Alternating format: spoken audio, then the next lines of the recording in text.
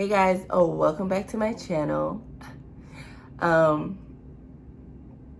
If you are new to my channel, please hit the subscribe button and subscribe to my channel and ring the bell for alerts for when I post new videos. Today's video is gonna be more of an informational video just because I work in a student veteran center at a community college.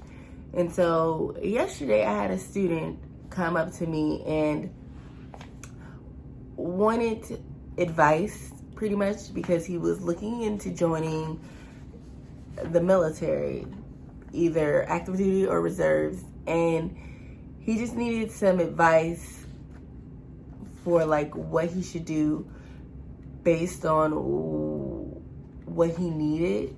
Just to give you guys a little backstory about me, like I said, I was in the Army for a little over 6 years. I was at a couple duty stations, ended up getting out in 2017, and I've been a veteran ever since.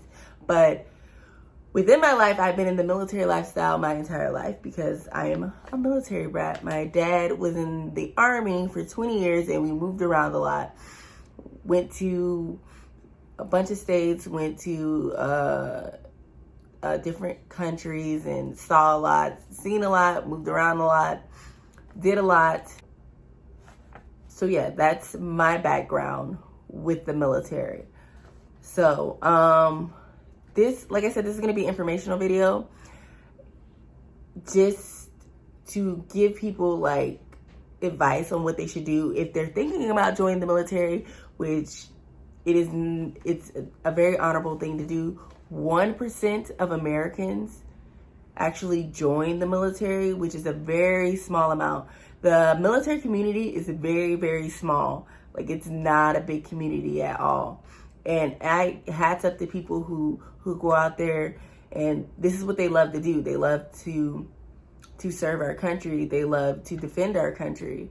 You know, it's a very brave and honorable thing to do. So kudos to anybody who is willing and who continues to do so to protect our country, to protect my safety, your safety, our safety as a whole. So I'm going to give anybody who wants to know my advice on what steps you should take and what you should do when you're thinking about joining the military. If you are going to join, these are things you should definitely look into before you decide to do so. Okay, so we're going to go ahead and start. So the first thing you want to do is your research. Do your research. I can't say that.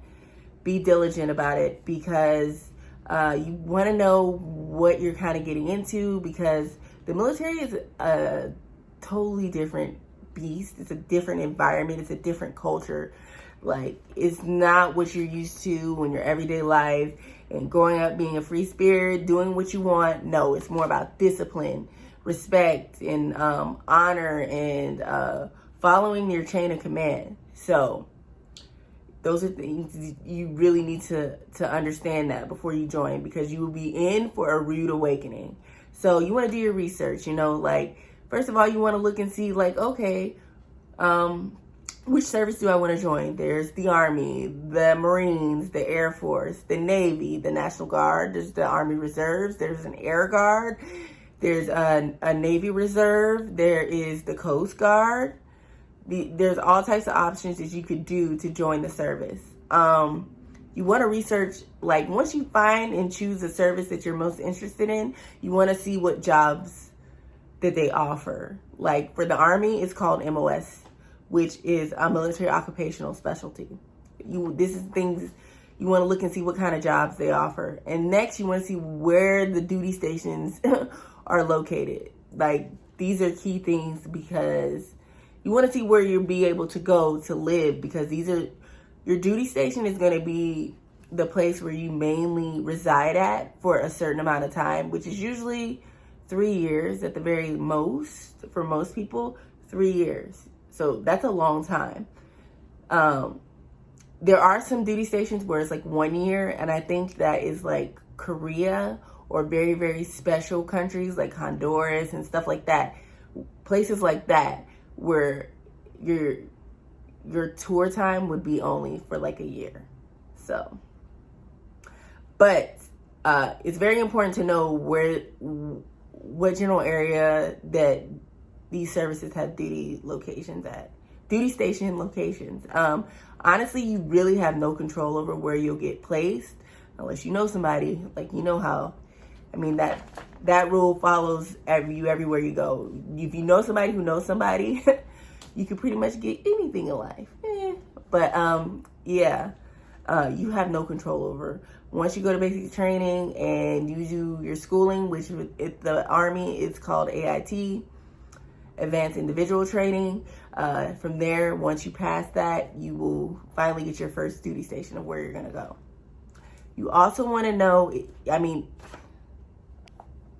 you also want to see do you have any family members or friends who are veterans, who've been in the military, who are in the military. Talk to them, get advice from them, find out what they know. I mean, it will only be beneficial to you in the end to choosing if this is the right path for you. Another thing, you could talk to, like I said, talk to veterans. Maybe you go to school with some veterans. If you're currently in school, you could talk to some veterans. I mean, you can go to a student veteran center and you can find veterans to talk to at colleges, because a lot of colleges and community colleges are popping up with this student veteran center because they're seeing how beneficial it is, how to get veterans into the school and the, benefits. They have these educational benefits that they could use that are pretty much guaranteed because they're guaranteed by the federal government. The next thing you want to do is, there's this test that you take. It's called the Aptitude Services Vocational Aptitude Test. It's called the ASVAB. This is the test that is going to determine everything, okay? This test, the ASVAB, is going to determine your job. It's going to determine a lot. It's going to determine which service you can join, if you can join at all. So it's one thing before you even start, and if this is something you're really thinking about, look into taking this test, practicing for this test, study prior to going to the recruiting office. You definitely want to score as high as possible because, like I said, the higher you score, the better job options, the better and the more job options you will have.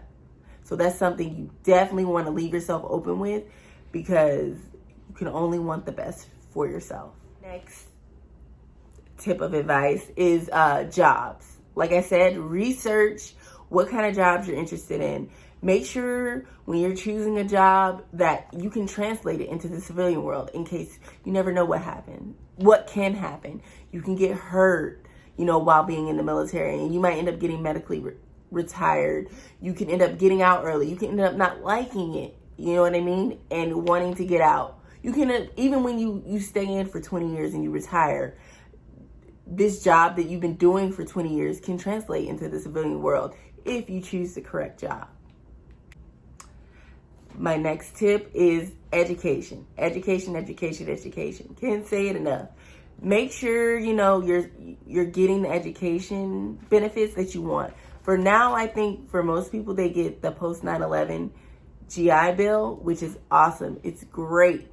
If you can get it to the point where you're at 100%, they will pay your full tuition. They will pay you for books, and they will give you a monthly housing allowance. Now, recently in December, the monthly housing allowance, it was BAH. Now it's monthly housing allowance. It decreased down based on E5 pay and the zip code of the school. So it decreased because there was a lot of issues going on with people living in one area and going to a school in a totally different area with a zip code so they can get more BAH. So I guess this is the VA, the Veterans Affairs, a way of trying to control that and numb that down so the fact that people aren't abusing the system, which is kind of hard to get away from. People are going to continue to try to abuse the system however they can to get the most amount of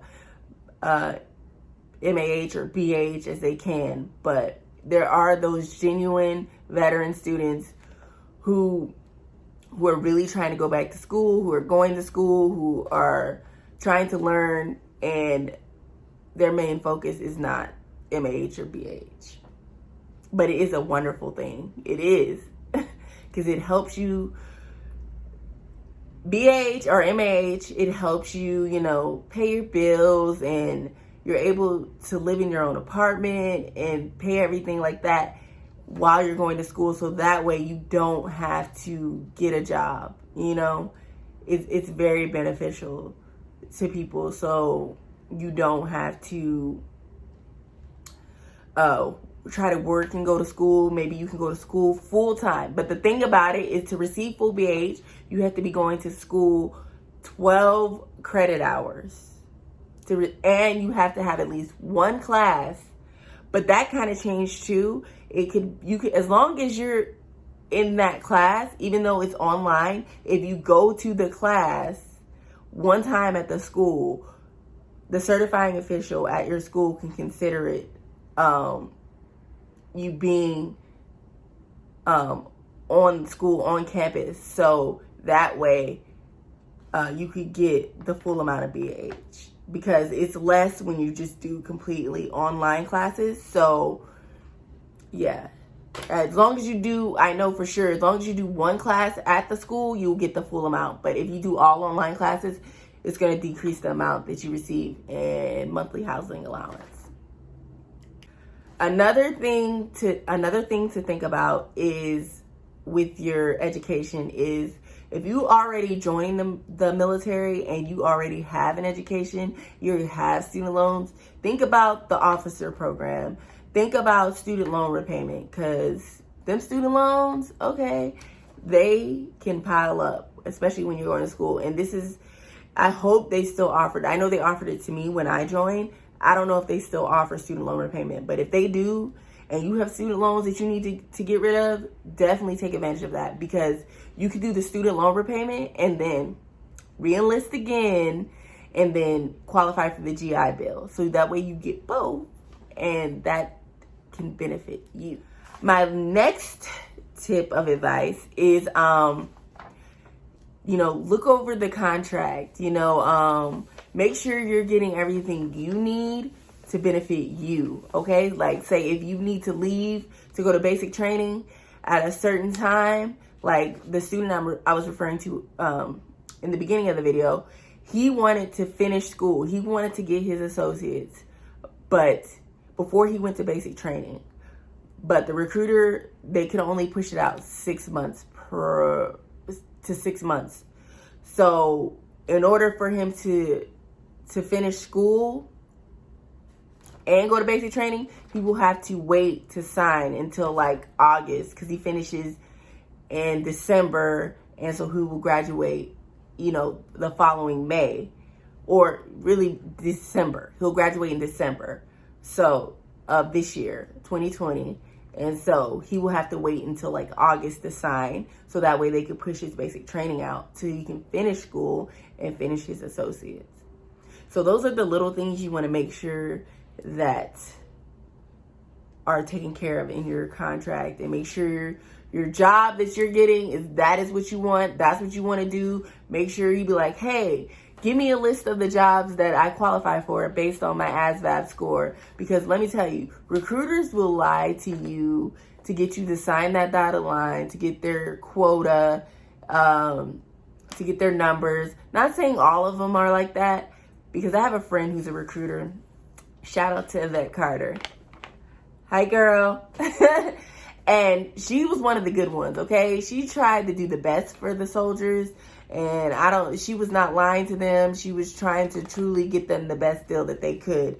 So I'm gonna leave her information below. I mean, if you have any questions, she was a recruiter for 3 years, and she's still in the Army, so she knows a lot. So definitely make sure you're getting the best deal you can for your contract, and the best job you can. That's very, very important. Because based on your job, sometimes that dictates which duty stations you can go to. Because sometimes your job limits you on which duty station you can choose as well. So, And when you do special schools as well, like say for example, in the Army, if you do airborne school, that will limit you to what duty stations you can go to, because you have to go to certain duty stations within the Army where you will be jumping out of an airplane, because that's what it's called, airborne, all the time, to pretty much constantly recertify yourself through the airborne route. Make sure your education is listed in there. You're getting what you're supposed to be getting. If you're getting student loan repayment, get my student loan repayment.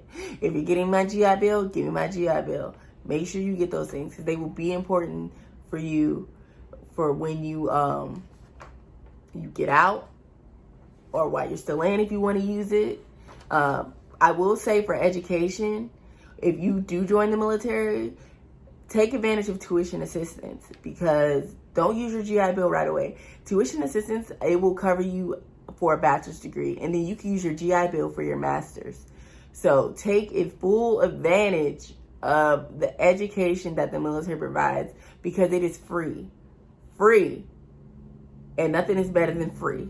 Okay? Okay, my very, very last tip of advice for if you want to join the military is take your time. Think this decision through. This is a huge lifestyle change. This is a huge change. You're going to be away from your family, your friends. You know, if you have a significant other, you know, there are things like, there are times when you are going to be separated. You know what I mean? Especially when you get ready to go to boot camp, you go to basic training, even times when you get deployed, or you go to the field, do field exercises, which can last up to like a month sometimes, you know, based on the purpose of it, behind it. So definitely take your time, think it through, look it over. Just don't hurry up and sign the dotted line. You know what I mean? Because this is your life, you know, and this is a big decision for you and for your family, you know. And like I said, always just look to other people for advice. Ask questions. If you have any questions for me, you know, please comment below, you know, send me a message on Instagram, whatever my social media. And definitely look at my friend Evette Carter. I'm going to leave her information below. I know she would surely answer your questions if you have any. Thank you for watching this video. Please subscribe to my channel, like this video. If you have any comments or any other advice to give to people, please leave it below so they will know what to look for when they're trying to join the service, and what they need to do. Because, you know, these recruiters, like I said, are super slick. So just mind yourself. Like I said, guys, thank you for watching. Please subscribe to my channel, and I will see you in the next video.